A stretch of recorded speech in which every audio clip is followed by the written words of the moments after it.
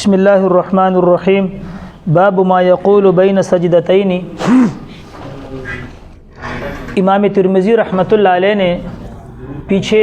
رکوع سے سر اٹھانے کے بعد بھی ایک ذکر کیا تھا،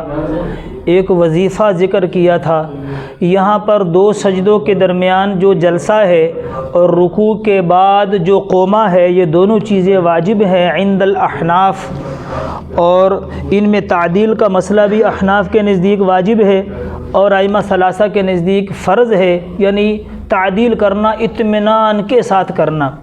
اور احناف کہتے ہیں کہ اطمینان واجب ہے، خبر واحد ہے، خبر واحد سے فرض ثابت نہیں ہوتا، اور واجب بھی ایسا ہے، احناف کہتے ہیں کہ اگر کسی سے رہ گیا تو سجدہ سہو کرنا پڑے گا، بلکہ بعض تو کہتے ہیں کہ سجدہ سہو سے بھی تلافی نہیں ہوگی، بلکہ وقت کے اندر واجب الاعادہ ہے۔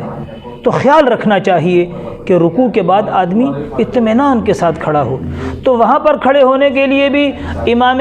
ترمذی رحمۃ اللہ علیہ نے ذکر بیان کیا تھا، اور اختلاف بھی وہاں ہم عرض کر چکے ہیں کہ ہمارے امام اعظم ابو حنیفہ رحمۃ اللہ علیہ کہتے ہیں کہ فرائض میں جماعت کی نماز میں نہیں ہونا چاہیے، کیونکہ وہ اللہ کے دربار کی خاص ملاقات ہے، پرائیویٹ ملاقات ہے۔ سنت موقدہ، سنت غیر موقدہ ان میں پڑھ لی جائے۔ اور امام شافعی رحمۃ اللہ علیہ کہتے ہیں کہ جماعت میں نہ پڑھی جائے، فرائض میں اگر جماعت کے بغیر ہے تو پڑھی جائیں، لیکن یہ بات یاد رکھیں اگر امام صاحب آپ کو موقع دیتے ہیں، وقت دیتے ہیں، تو یہ اذکار اتنے لمبے نہیں ہیں، اتنا وقت اس پہ نہیں لگتا، تو پڑھ لیا جائے۔ تو قومے میں رکوع کے بعد دو ذکر ہیں، ایک تو امام ترمذی رحمۃ اللہ علیہ نے بیان کیا ربنا لک الحمد ملء السماوات والارض وملء ما بینہما وملء ما شئت من شیء بعد، اور دوسرا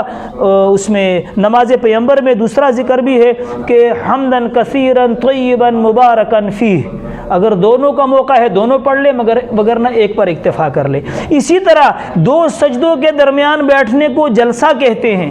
یہ جلسہ بھی واجب ہے ہمارے نزدیک اور ائمہ ثلاثہ، لیکن ائمہ ثلاثہ کہتے ہیں کہ اس میں اطمینان سے بیٹھنا فرض ہے، اگر نہیں بیٹھے گا تو نماز نہیں ہوگی۔ ہم کہتے ہیں یہ جلسہ اطمینان سے بیٹھنا واجب ہے، فرض نہیں ہے، اور اس کے بارے میں وہی قول ہے۔ اب یہاں پر بیٹھے تو یہاں پر بھی اللہ کے نبی، لیکن یہ اذکار میں عرض کر چکا ہوں فرائض کے لیے نہیں ہے، لیکن اگر کوئی پڑھ لے فرائض میں بھی تو کوئی حرج بھی نہیں ہے۔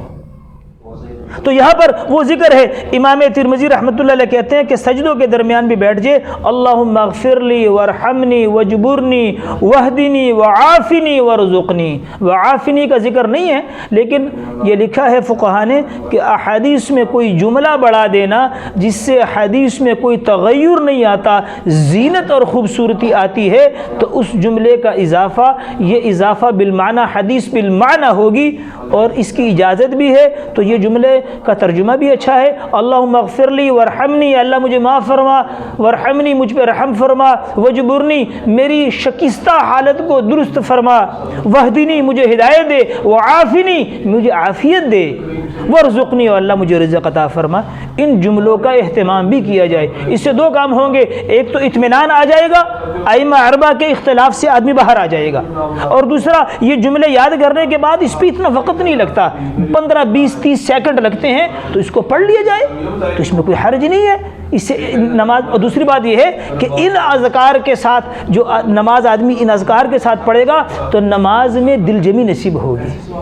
تو ان کو کر لینا چاہیے، اس کا اہتمام۔ اتنے مشکل الفاظ نہیں ہیں، ان الفاظ کو اللہم اغفر لی وارحمنی وجبرنی واہدنی وعافنی وارزقنی، یہ الفاظ کہہ لیں۔ اسی الفاظ کے لیے امام ترمذی رحمۃ اللہ علیہ نے یہاں پر اس حدیث کو لے کر آئے ہیں، اور یہ باب باندھا ہے کہ باب ما یقول بین سجدتین، دو سجدوں کے درمیان کیا کہا جائے۔ تو ائمہ نے کہا کہ یہ فرائض، کیونکہ فرائض میں امام سے تو تخفیف مطلوب ہے، یہ نوافل کے لیے ہے، لیکن امام شافعی رحمۃ اللہ کہتے ہیں کہ فرائض میں بھی پڑھ لے، اس میں حرج نہیں ہے، اور اگر امام آپ کو اجازت مہلت دیتا ہے، وقت دیتا ہے، تو بلکہ پڑھ لے۔ اگر امام وقت نہیں بھی دیتا، بھی اتنی دیر تو بیٹھتا ہے، اس میں تو کون سے گھنٹہ لگتا ہے، 10 سیکنڈ نہیں لگتے، تو ان الفاظ کو پڑھ لیا جائے، اس سے نماز میں دل جمی نصیب ہوگی۔